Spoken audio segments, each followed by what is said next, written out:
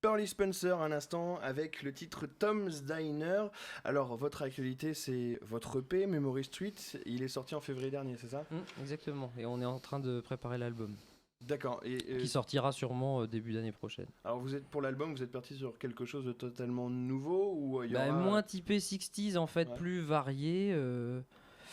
Comme je disais tout à l'heure, on aime plein de choses et on a envie de l'exprimer. Moi, quand j'écoute un album, j'aime bien qu'il soit varié, que ça parte un peu dans tous les sens, pour pas m'ennuyer. J'ai envie de proposer ça. Alors il va y avoir des titres de l'EP qui vont être repris ou vous êtes parti sur une tracklist totalement différente? Il y en aura un.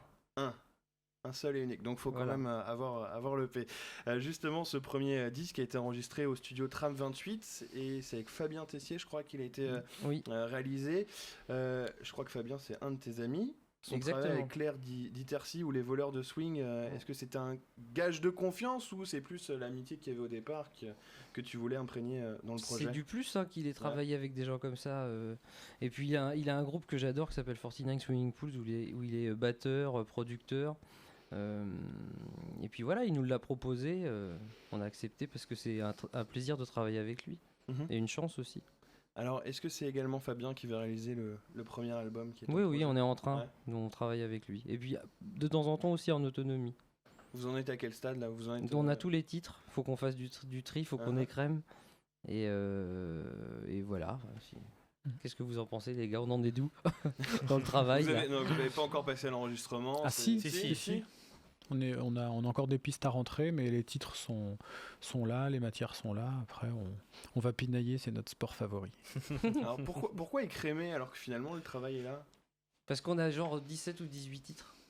Et pourquoi Et on pas va- mettre les 17 et Parce qu'on 18? va pas sortir un double Ouais. album, on a envie de sortir quelque chose d'un peu plus compact, un peu plus Mhm. digeste.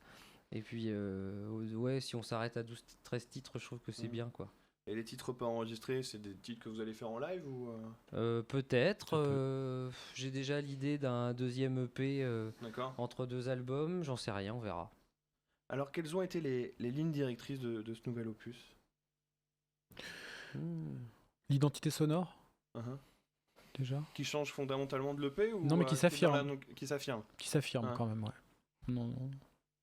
On a pu travailler les textures, les sons, de telle façon à ce qu'on s'y retrouve en tant que créateur aussi de cette sphère-là. Mhm. Et justement, est-ce qu'on parlait de confirmation, mais est-ce qu'on aborde la réalisation d'un premier album comme celle d'un premier EP?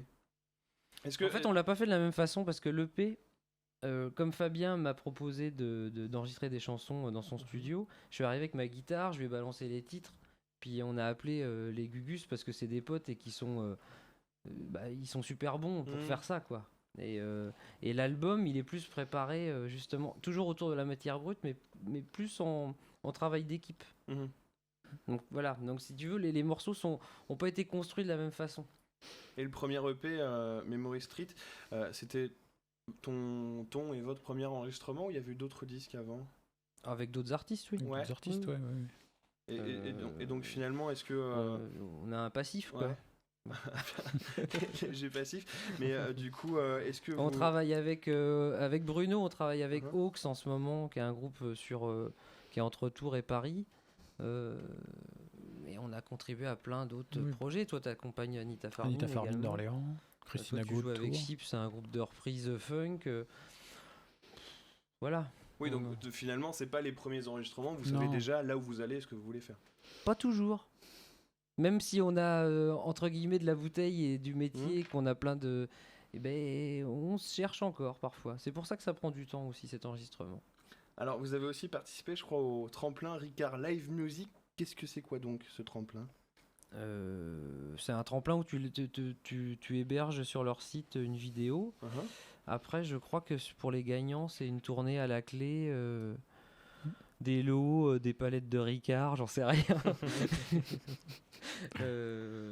Voilà, bah, ça nous a permis de récupérer quelques amis sur Facebook, tu vois. Ouais, Mais je sais pas ce que ça apporte réellement. ouais. Et comment vous Mais êtes retrouvé dans l'aventure?